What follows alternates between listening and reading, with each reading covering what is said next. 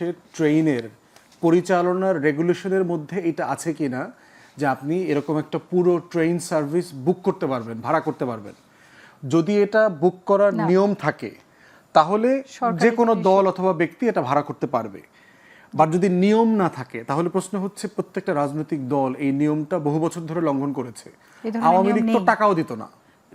BNP এটা লঙ্ঘন করে না। বিএনপি কোনো জায়গায় যেখান থেকে আসবে সেখানে যদি কেউ বগি সবগুলো ভাড়া করে টিকিটগুলো কিনে নেয় সেটা অন্য জিনিস, কিন্তু ট্রেনটা ভাড়া করা একদম সার্কুলেশন দেওয়া। আপনি খেয়াল করেন কালকেরটা ছিল সার্কুলেশন দেওয়া, তারা যে ভাড়া নিচ্ছে এইভাবে বিএনপি সময় নেওয়া হয়। এটা বলছি যদি আইনে থাকে নিতে সমস্যা নাই। আমি এইটা ধরে একটু নীলোফর মনি আপা আপনার কাছে আবারও আসতে চাই, যেটা আপনি বলছিলেন যে আপনারা জামাতকে ধরে রেখেছে বিএনপি, কিন্তু তখন তো একটা ধরেন আপনাদের সংখ্যাগরিষ্ঠতা বা নির্বাচনী জোটের একটা ব্যাপার ছিল। এখন কি মনে হচ্ছে যে জামাত ছাড়াও আপনারা একাই পথটা চলতে পারবেন এরকম কিছু? বিএনপি তো একাই পথ চলার একটা দল। আপনার দেখেন বিএনপি একা যদি নির্বাচন করে, বিএনপি যাদের নিয়ে নির্বাচন করবে তাদের জোটটা দরকার ছিল। তখনও জোট কেন দরকার থাকে? আওয়ামী লীগও জোট করেছে। জোটের দরকার হচ্ছে যে আমরা বুঝাই যে আমরা গণতন্ত্রকামী। বড় দলগুলোর জোটের দরকার এই কারণে, ভোটের জন্য না। জোটটা থাকলে আমার দলের বাইরে অন্য দল কি কথা বলছে আমাকে নিয়ে। আর ছোট দলের দরকার হচ্ছে মার্কাটা, জোটটার জন্য আমি যাতে সংসদে যেতে পারি। আপনি যদি হিসাব করেন জামাত একবার জোট ছাড়া নির্বাচন করেছিল এই পর্যন্ত 54 বছরে, একবারে সর্বোচ্চ 3টা সিট পেয়েছিল। আর সবসময় তো জোটের মধ্যেই নির্বাচন করেছে। সর্বশেষ জোটেও তারা 17টা সিট পেয়েছিল ওই ইসের সময়, মানে 2001-এর নির্বাচনে। তো এরকম তো জোটে বিএনপির ওই লাভের চেয়ে বিএনপি যে একটা গণতন্ত্রকামী দল এটাই হচ্ছে সবচেয়ে বড় লাভ। এছাড়া বিএনপি কোনো চিন্তা করে না। আপনি আরেকটা জিনিস দেখেন, গতকালকে জামাতের যে মিটিং হলো, আপনার তারা 7টা দফা দিয়েছে। 7টা দফার মধ্যে জামাতের ধরেন আরও কিছু ভোটার আসে নাই, যারা নারীদের ওইখানে কোনো জায়গা ছিল না বসার দেওয়ার, কিন্তু নারী অধিকারেরও কোনো এজেন্ডা ছিল না।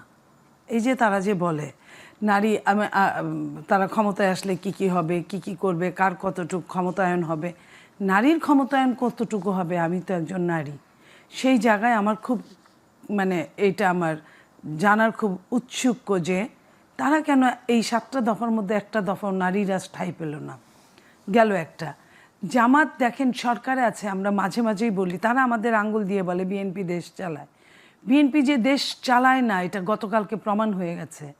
আপনার মনে করেন যে জামাত 4টা ট্রেন 4টা বিভাগের ওই উপর দিয়ে 8টা 10টা বিভাগের উপর দিয়ে আসবে, 4টা ট্রেন তারা ভাড়া করেছে, যেটা 54 বছরের ইতিহাসে নাই যে কোনো ট্রেন তাদেরকে ভাড়া দেওয়া হয়। প্রশাসন এইখানে কতটা গুরুত্বপূর্ণ তাদের পক্ষে থাকলে এই ট্রেনগুলো তারা দিতে পারে।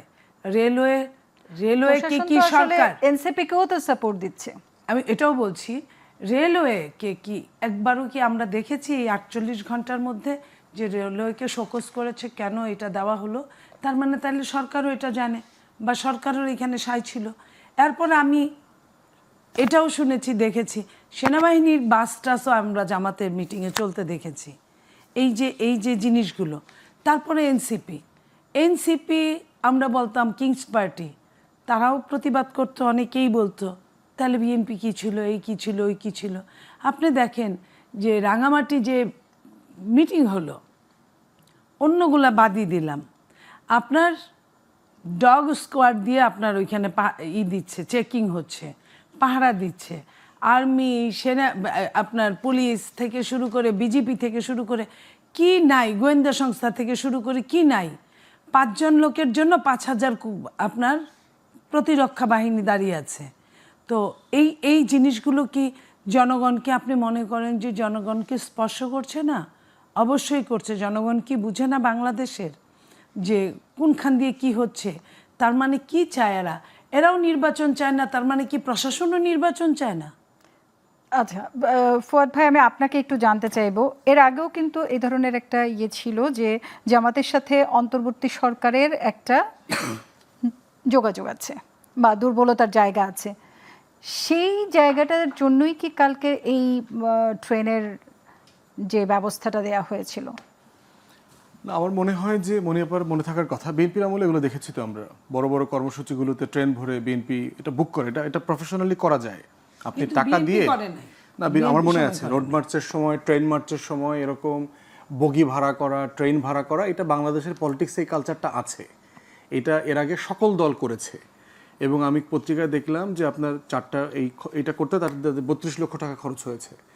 এখন প্রশ্ন হচ্ছে, একটা বিষয় দেখতে হবে যে বাংলাদেশের ট্রেনের পরিচালনার রেগুলেশনের মধ্যে এটা আছে কি না যে আপনি এরকম একটা পুরো ট্রেন সার্ভিস বুক করতে পারবেন, ভাড়া করতে পারবেন। যদি এটা বুক করার নিয়ম থাকে তাহলে যে কোনো দল অথবা ব্যক্তি এটা ভাড়া করতে পারবে। বা যদি নিয়ম না থাকে তাহলে প্রশ্ন হচ্ছে প্রত্যেকটা রাজনৈতিক দল এই নিয়মটা বহু বছর ধরে লঙ্ঘন করেছে। আওয়ামী লীগ তো টাকাও দিত না। বিএনপি এটা লঙ্ঘন করে না। বিএনপি কোনো জায়গায় যেখান থেকে আসবে সেখানে যদি কেউ বগি সবগুলো ভাড়া করে টিকিটগুলো কিনে নেয় সেটা অন্য জিনিস, কিন্তু ট্রেনটা ভাড়া করা মানে একই তো কথা একদম আপা, যদি সার্কুলেশন নিয়মে দেওয়া। আপনি পড়ে। খেয়াল করেন কালকেরটা ছিল সার্কুলেশন দেওয়া, তারা যে ভাড়া নিচ্ছে ওইটাই বলতেছি এইভাবে আপা, বিএনপি আইনে সময় নেওয়া হয় আপা এটা বলছি, যদি আইনে থাকে নিতে সমস্যা নাই। রেলওয়ের নীতিমালার আইনে মধ্যে কিন্তু এই ধরনের কোনো নিয়ম নেই। আচ্ছা, আমার জানা নাই। যদি রেলওয়ের নীতিমালায় থাকে, যেভাবে আপনি বাস ভাড়া করতে পারবেন, আপনি যে কোনো ধরনের হানিফ এন্টারপ্রাইজে গেলেন, যে ভাই চিটাগংয়ের সাকুরাতে গেলেন, কালকে যে 10 চিটাগংয়ে হাজার যাওয়ার বাসও পথে ভাড়া হয়েছে। আমার 20টা বাস দেবেন। এখন সাকুরা কোম্পানি যদি এগ্রি করে একটা বিষয়, কিন্তু- কিন্তু রেলওয়ে এটা নীতিমালা লঙ্ঘন করেছে কিনা সেটা বাসগুলো আলাদা হচ্ছে বিষয়। মালিকানাধীন, কিন্তু রেলওয়েটা হচ্ছে আমাদের সরকারি, যেটা জনগণের সেবায় নিয়োজিত যে যোগাযোগ ব্যবস্থায়, সেটা ভাড়া দেওয়ার বিষয়টাতে যদি আমি নীতিমালা আছে কিনা আমি জানি না। বাংলাদেশের রাজনৈতিক দলগুলো এগুলো করে। বাস স্ট্যান্ডে গিয়ে টোটাল বাস নিয়ে যায় রাজনৈতিক সমাবেশে, এই গল্প তো ভাই জানি। দলের নাম উল্লেখ করে করে বলে তো লাভ নাই। তো বাংলাদেশের পলিটিক্যাল কালচার এগুলো আছে। গাবতলী যাবে, সায়দাবাদ যাবে, গিয়ে সিম্পলি 100 বাস নিয়ে নিবে, টাকাও দেয় না। বাংলাদেশে পুলিশও দেখবেন আপনার এই গাড়ি রিকুইজিশন করে, রাস্তাঘাট থেকে র্যান্ডম 2টা মাইক্রোবাস নিয়ে তার 2 দিন ধরে সেটা ঘুরায়। তো প্রশ্ন হচ্ছে যে আমার যেটা জানার বিষয় সেটা হইল রেলওয়ের নীতিমালা লঙ্ঘন হয়েছে কিনা। না, নীতিমালা নাই। যদি না থাকে, যদি এটা লঙ্ঘন করে থাকে, তাহলে অবশ্যই রেলওয়েকে এটার জবাবদিহিতা দিতে হবে। এবং এইটা আগে যত রাজনৈতিক দল করেছে সবার ব্যাপারে একই সমালোচনা আমাদের জন্য প্রযোজ্য, যে রাষ্ট্র যদি কোনো নীতিমালা না থাকে কোনো সার্ভিসের ব্যাপারে, যেমন পানির ব্যাপারে দেখবেন বিভিন্ন সময় আমরা দেখেছি গরমের ভিতরে সিটি কর্পোরেশন থেকে ঠান্ডা পানি ব্যবস্থা করা কিন্তু হয়েছে। আপনি কি এটা সমর্থন করেন যে জামাতের প্রতি অন্তর্বর্তী সরকারের দুর্বলতা আছে? না, করি না। কারণ হচ্ছে বাংলাদেশের সরকার গঠিত হওয়ার আগে বিএনপির একজন নেতাকে রাষ্ট্রের অ্যাটর্নি জেনারেল করা হয়েছে। আমরা কি সমালোচনা করেছি? চিফ ইলেকশন কমিশনার কার রিকমেন্ডেশনে হয়েছে? বিএনপি রিকমেন্ডেশনে হয়েছে। বাংলাদেশে বহু অ্যাপয়েন্টমেন্ট বিএনপি রিকমেন্ডেশনে হয়েছে। এটা কোনো সমস্যা না? সমস্যা না। কারণ অ্যাটর্নি জেনারেল যাকে করা হয়েছে সেই লোকটা যদি যোগ্য হয়, এবং সেই লোকটাকে যেহেতু আমি চিনি, যোগ্য মানুষ, আমার কোনো সমস্যা নাই। প্রশ্ন হচ্ছে বড় দল, তার রিকমেন্ডেশন বেশি হবে, তার ইনফ্লুয়েন্স বেশি হবে, সেটা বিষয়। ডিসপ্রপোর্শনেটলি কাউকে করা হচ্ছে কিনা জাজ করবেন কিভাবে? আমাদেরকে দেখতে হবে যে একটা মানুষকে কোথাও অ্যাপয়েন্ট করা হচ্ছে, সেখানে নীতিমালা মানা হচ্ছে কিনা। রাষ্ট্রের নীতিমালা যেখানে মানা হচ্ছে না সেই জায়গাটাতে আমরা অবজেকশন করব। কিন্তু নীতিমালা যেখানে মানা হচ্ছে, ধরেন যে জুডিশিয়াল অ্যাপয়েন্টমেন্ট হবে কয়দিন পরে, হয়তো দেখা যাবে যে বিএনপির ব্যাকগ্রাউন্ড থেকে জাজ বেশি হবে। যদি যোগ্য লোক জাজ হয় আমাদের কোনো আপত্তি নাই, বেস্ট অ্যান্ড ব্রাইটেস্ট। বিএনপির ব্যাকগ্রাউন্ড থেকে যদি সবচেয়ে মেধাবী ছেলেটা বারের থেকে গিয়ে ওখানে জাজ হয়, আমার কোনো আপত্তি নাই। কিন্তু বিএনপি সারাদিন স্লোগান দিছে, গুন্ডামি বদমাইশি করে বেড়াইছে, প্র্যাকটিস করে নাই, বিদেশ থেকে ধৈর্য আইনা অমুক নেতার ছেলে তমুক নেতার মেয়ে আইনা জাজ বানায় দেন, সে জামাতেরটা হইলেও আমরা সমালোচনা করব, এনসিপির শ্বশুর জামাই হইলেও আমরা সমালোচনা করব। রাষ্ট্রকে দেখতে হবে রাষ্ট্র নীতিমালা মোতাবেক চলে কিনা। যদি নীতিমালা মোতাবেক চলে, দিন শেষে কে অ্যাপয়েন্টেড হইলো এতে আমার কিছু যায় আসে না। নীতিমালা মোতাবেক না চললে অবশ্যই রেলওয়ে কর্তৃপক্ষকে এটার জবাবদিহি করতে হবে।